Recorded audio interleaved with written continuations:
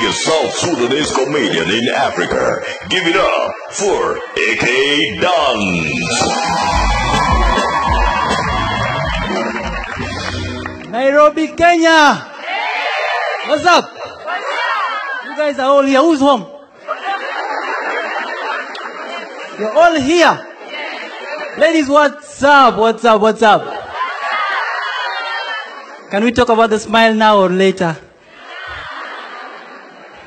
Later, eh?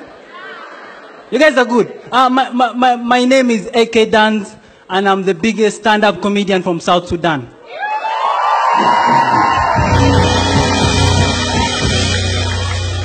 You don't need to clap, I'm used.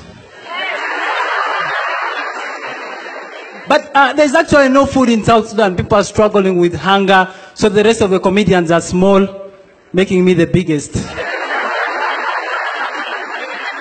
But you see, I like how Africa has branded itself. When you look at every country in Africa, there's a way we brand ourselves. All right? When you look at a country, you say, I'm from this country, they will recognize you by what you have in your country. Like if you say, I'm from Rwanda, be like, wow, hey, clean city, gorillas, that's what we recognize Rwanda from. Eh? When you say Kenya, someone will be like, wow, Maasai culture, do you know them? Everyone thinks that you're all Maasai. I don't know why.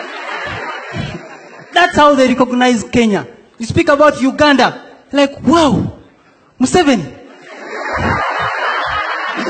Is he still there?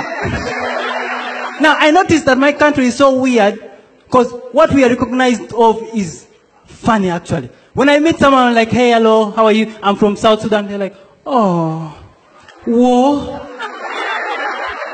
I'm like, why focus on the war? We have better things. We have gorillas. We have... Focus on the guys holding the guns. They are black.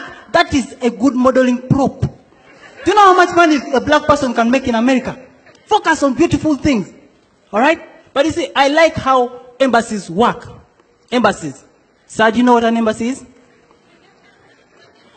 If you don't know what an embassy is American embassy. That's an embassy. Now, one of the key essentials of embassies in different countries is to offer visas and also protect its citizens in that particular country.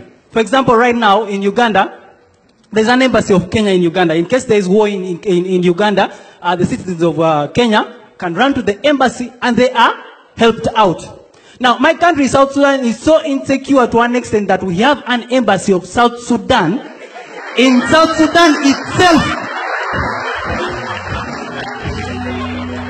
So when we fight, we run to our own embassy for help. You can imagine, it's like being slapped by your mother and you run back to your mother for help. Very fun. Speaking about my mother, I love that woman. One of the best women on this earth. You know, I was born in a refugee camp. Kakuma. You guys know Kakuma?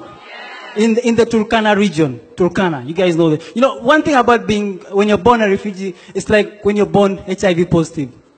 It's not your fault, but you have to take the medication. If you want to survive. But let me tell you, you guys, if you're a mother in the building, a round of applause for yourself. You guys are amazing. African mothers are the thing. I respect mothers so much. I lost my mother very many years ago, and I wish I could return things. They're the best. You know, African mothers don't tolerate nonsense. And that's why we are who we are. If you look at white parents, there's a way they handle their kids. They tolerate nonsense. I was watching a movie, and then this kid tells the mom, Mom, I think I'm gay.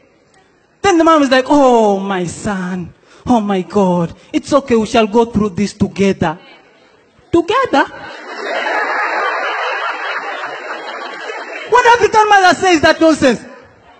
I remember one time my brother also got stuff in his head. Goes to our mom, is like, Mom, I think I'm gay. He received a hot slap.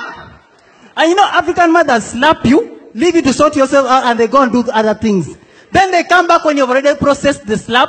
So she comes back and it's like, now what do you think? My brother is like, I think I'm a guy.